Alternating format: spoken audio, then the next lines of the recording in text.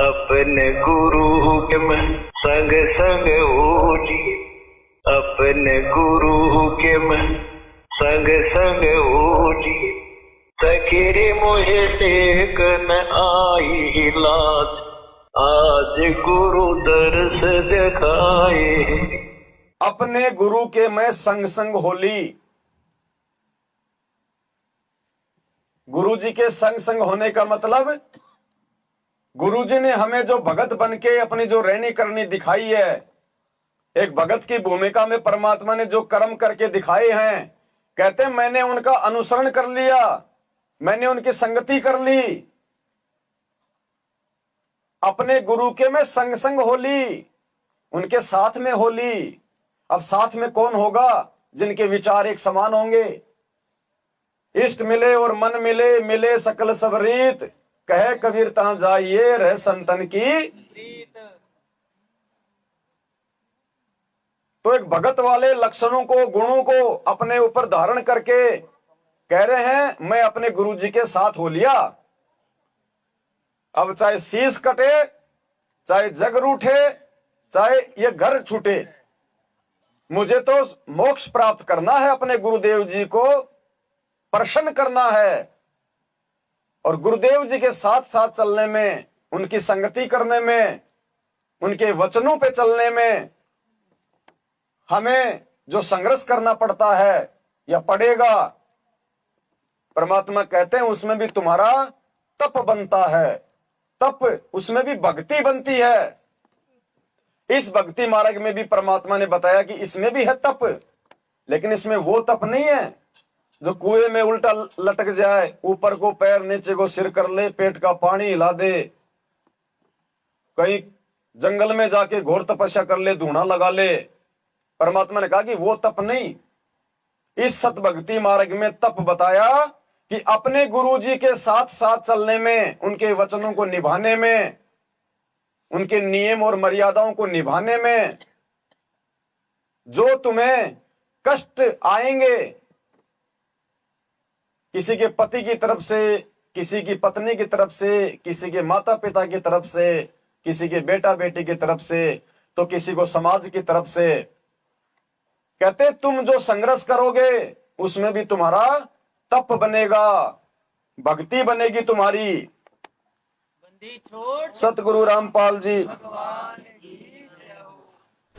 ताते सतगुरु शरणा लीजय, कपट भाव सब दूर करी जय। योग यज्ञ तप तान करावे, गुरु विमुख फल कबू न पावे। फिर वहीं जाकर खड़ा करते हैं परमात्मा के गुरु के बिना कोई भी आप पुण्य करोगे, योग यज्ञ तप दान करा। यहां तप से तात्पर्य हठ योग से नहीं है। गीता जी अध्याय नंबर 17 के श्लोक 25 से 27 में कहा है कि जो तप जो है, जैसे गुरु की वचन पालन करने में जो तप, दान धर्म करने में जो तप, तप माने जो, जैसे आप गुरु वचन पर का पालन करते हो, भाई ये साधना नहीं करनी, ये नहीं करनी, या पूजा नहीं करनी, ऐसे नहीं करना, तो उसमें जो भी बाधाएं आपके सामने आती हैं उनका संघर्ष करके उनको निमटना, उनसे वो संघर्ष, वो तप, यहाँ उस तप की तरफ संकेत है, ना कि अन्य तप की तरफ। परमेश्वर ने बताया अपने गुरु के मैं संग संग होली, सखी मोहे देख न आई लाज। अर्थात हमने इस प्रकार से संघर्ष करते हुए, और एक भगत किसी दूसरे को समझा रहा है, अपने साथी को, कि देख अपने गुरु जी के वचनों पे चलते हुए मैं जो समाज से मैं जो संघर्ष कर रही हूं, जगत से संघर्ष कर रही हूं, अपने परिवार से संघर्ष कर रही हूं, देख मुझे तो बिल्कुल भी लाज नहीं आ रही, मुझे तो कोई शर्म नहीं आती, मुझे तो भगवान पहचान में आ गया। अब मुझे कोई लोक लाज नहीं है मुझे किसी की, मैं किसी से नहीं डरती, चाहे कोई मुझे गुंडी कहे, चाहे मुझे कोई भूंडी कहे, मेरी सूरत राम में। तो मीरा बाई का उदाहरण दिया परमात्मा ने कि आपको मीरा की तरह बनना पड़ेगा। मीरा अगर समाज की लोक लाज से, अपने परिवार के दबाव से अगर भक्ति छोड़ देती तो परमात्मा कहते हैं आज वो कहीं कुतिया बनी फिरती।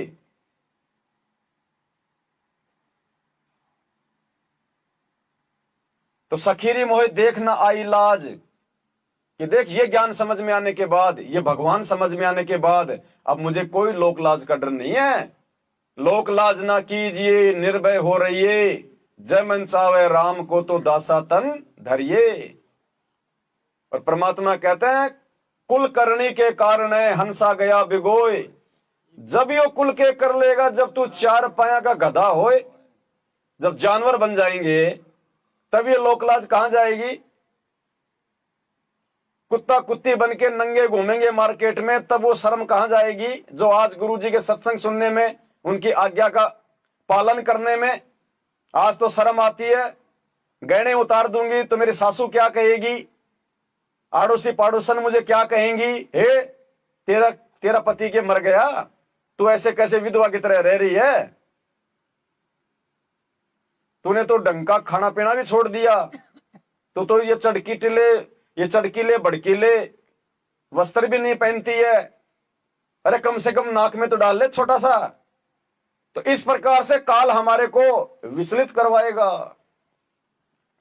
और परमात्मा कहते हैं जो उनकी लोकलाज में नहीं आएगा, जो उनकी बातों में नहीं आएगा, कहते हैं वो हमारे देश जाने के लायक बनेगा। हमारी बोली वो लहे जो देसी मारा। तो सखीरी मोहे देख न आई लाज, कि देख मुझे तब कोई शर्मा शर्मी नहीं है किसी की। रिश्तेदार क्या कहेंगे, बाढ़ में जाओ रिश्तेदार, समाज वाले मुझे क्या कहेंगे, मेरी सासू क्या कहेगी, मेरी ननद क्या कहेगी, ये तू क्या दो तीर देने के भी लायक नहीं है, कहती रहेगी। हमने तो गुरु वचन की पालना करनी है, हमने बाहर नहीं चढ़ाना। अब आजा तेरी इज्जत करेंगे, बढ़िया खिलाएंगे पिलाएंगे, लेकिन देंगे कुछ नहीं भाई। ये लेन देन का झंझट समाप्त करना है। एक लेवा एक देवा दूतम, कोई किसी का पिता नहीं पुतम। ऋण संबंध जुड़ा सब नाता, अंत समय सब बारा बाटा। तो हमने गुरुजी के प्रत्येक वचन को अपने जीवन में लागू करना है, मीराबाई की तरह। ये उदाहरण परमात्मा ने हमारे को इसीलिए दिए हैं।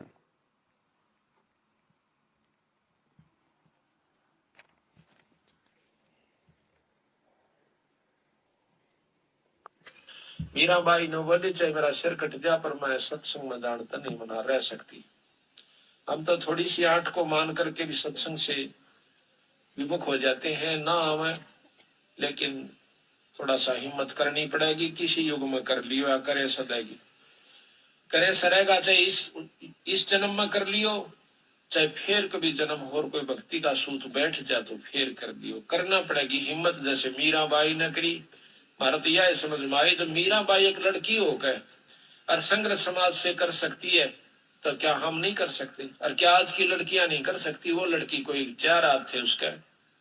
भाई बात समझ में आएगी है, समझ में आ जाओ सारा कुछ कर सकता। पर कबीर साहब का मार्ग और आसान है, वो तो घर में रह के समझ में आ सकती है, बाहर छोड़ कर जान की हो सकता नहीं है। पर इतनी लगन लगानी पड़ेगी, लगन लगानी पड़ेगी। और लगन कब लगेगी? जब हम अपने गुरुजी की पहचान कर लेंगे।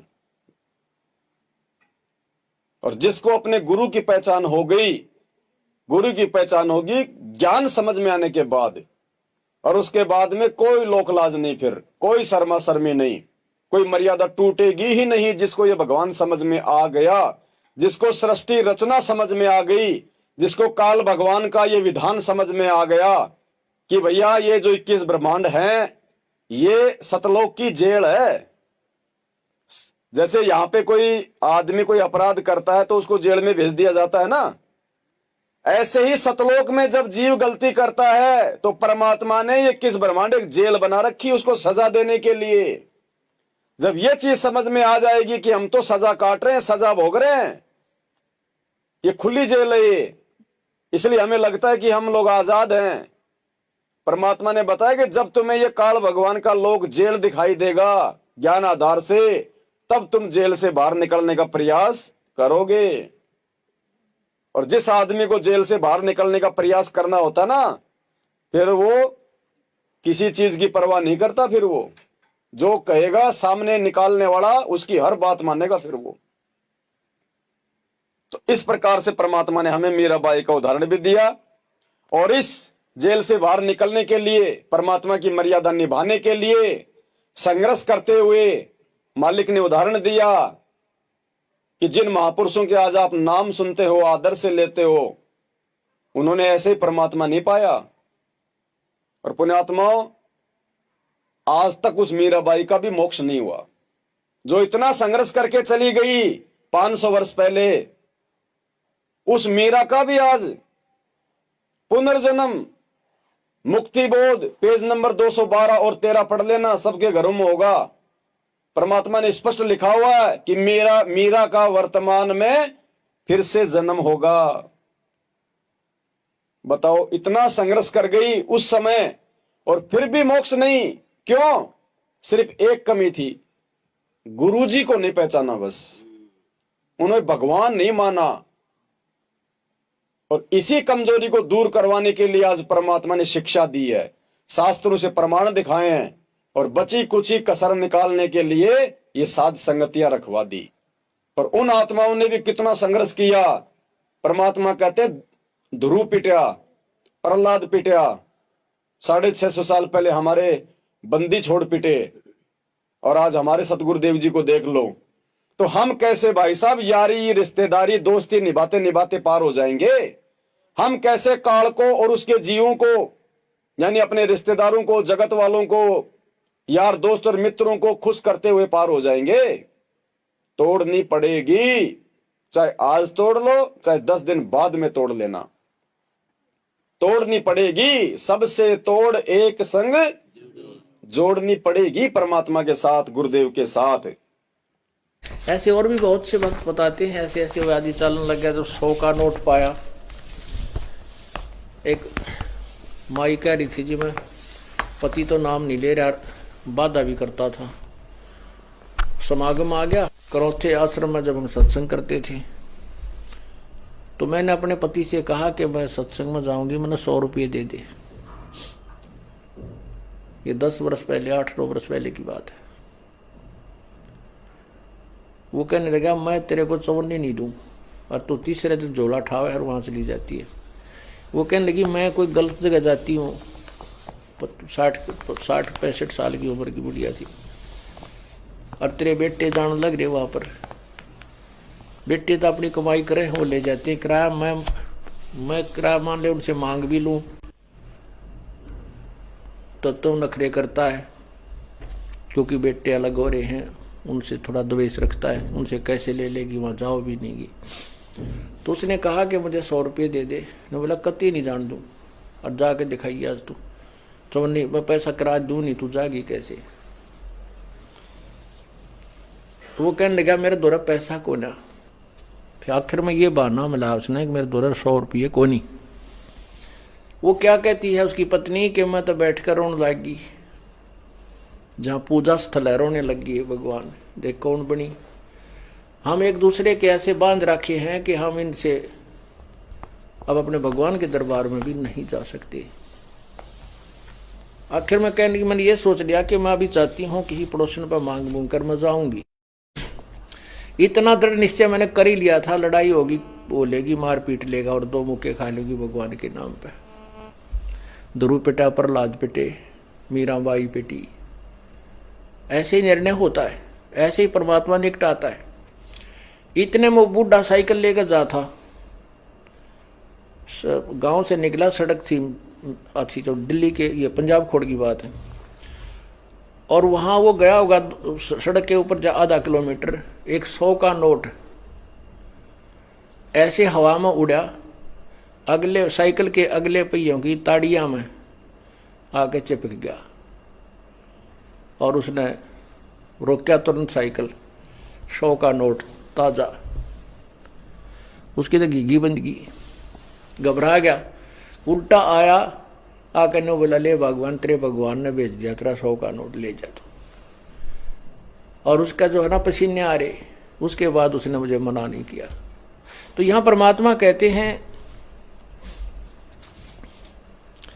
पति भरता पग जमी पर जो जो धर है पाव, समर्थ झाड़ू देते है ना काटा लग जावे।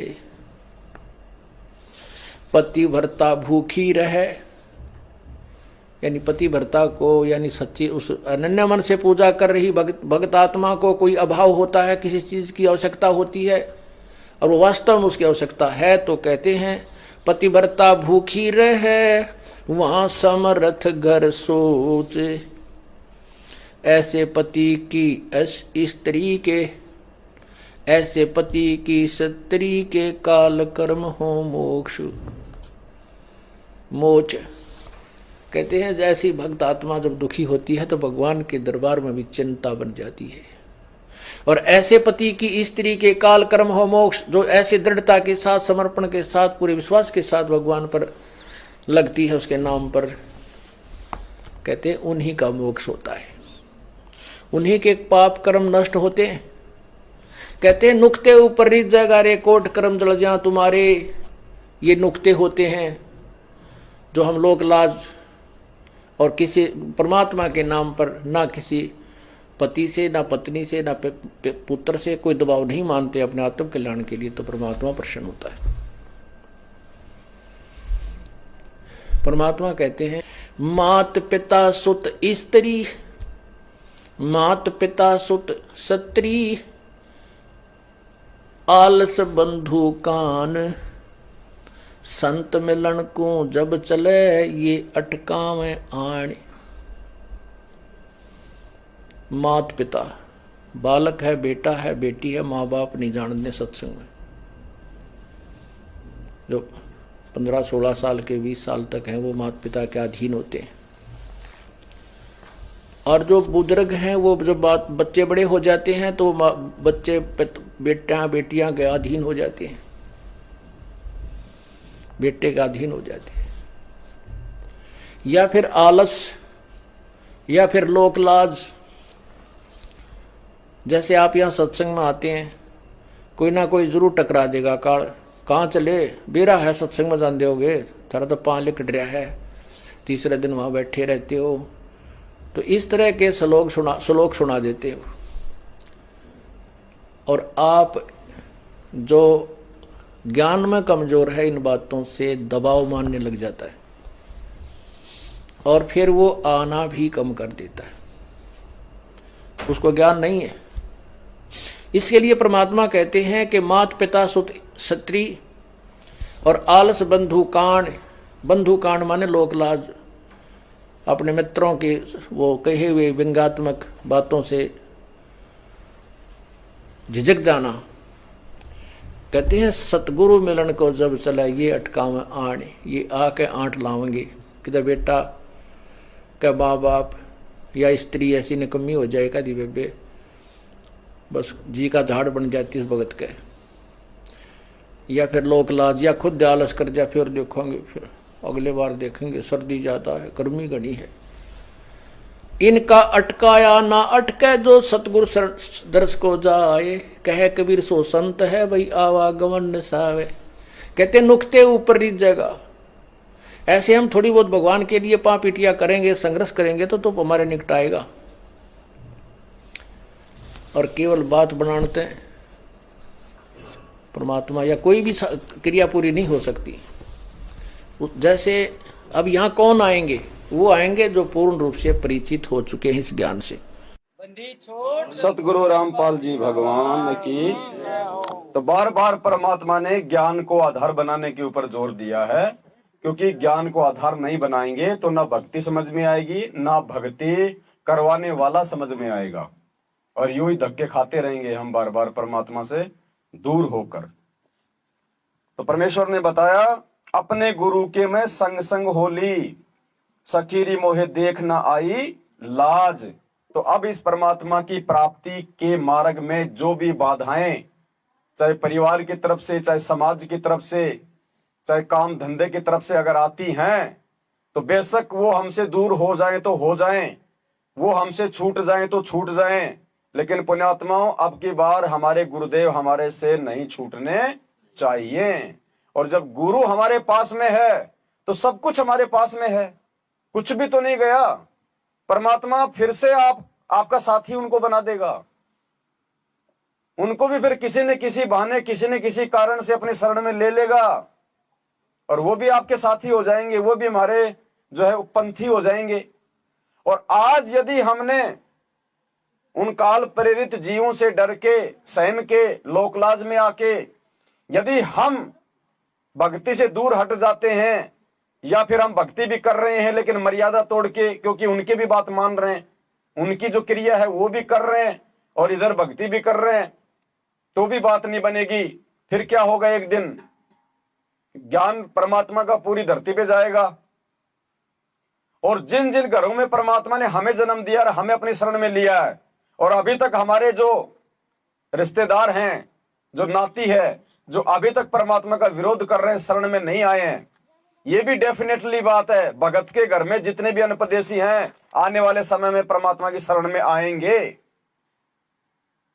वो शरण में परमात्मा के। तो जब वो परमात्मा की शरण में आएंगे और जब उनको ज्ञान होगा, अपनी गलतियों का एहसास होगा, और वो हमसे भी ज्यादा जो है दृढ़ता के साथ में लगेंगे, उस समय फिर वो हमारी उन कमजोरियों का मजाक उड़ाया करेंगे कि रे नालायक, हमें तो ज्ञान नहीं था उस समय, तूने तो हमारे से पहले नाम ले रखा था, तूने तो इतने सत्संग सुन रखे थे, फिर तू कैसे हमारी बातों में आके तू गुरुजी की मर्यादा जो है वो तोड़ा करता था, तू काहे का भगत है। फिर क्या मुंह दिखाओगे अपने उन्हीं रिश्तेदारों को, शर्मिंदा होना पड़ेगा।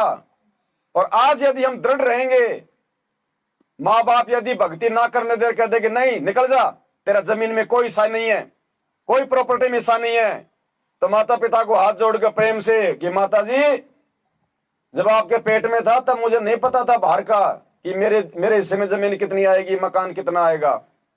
आपकी जमीन प्रॉपर्टी आपको मुबारक, हमें तो दुनिया की सबसे बड़ी प्रॉपर्टी भक्ति मिल गई। कबीरा सब जग निर्धना, धनवंता ना कोई, धनवंता सोई जानिए जिसके पास सतगुरु रूपी धन होए। मुबारक, एक सेकंड में नहीं सोचना, तुरंत जवाब दो, नैले पे दला, तो उनकी आंखें फड़फड़ा जाएंगी कि हमको ज्यादा तो नहीं बोल गए इसको। क्योंकि काल का प्रथम दाव है डराना, वो डराएगा, वार नहीं कर सकता भगत के ऊपर, अगर मर्यादा में है तो वो डराएगा। जैसे हाथी के ऊपर कोई व्यक्ति बैठा है तो गुरुदेव कहते हैं वो भौंकेंगे, माहौल ऐसा बना देंगे कि बस खाए खाए, लेकिन हाथी के और सवार की पहुंच उनसे बहुत दूर होती है। अगर खुद ही अगर डर के हमारे नीचे उतर गया फिर तो वो पिंडी पाड़ेंगे। तो कल को हमने अपने उन रिश्तेदारों के आगे शर्मिंदा ना होना पड़े। बहुत सारे एग्जाम्पल हैं परमात्मा ने दिए हुए सत्संगों में दृढ़ता के लिए।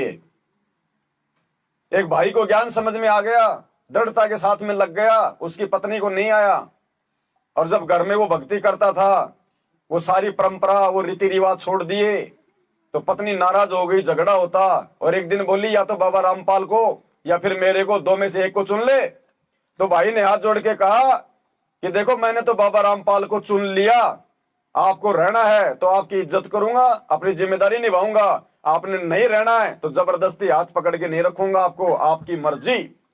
जिसने जन्म दिया है चुगा पानी वो देगा।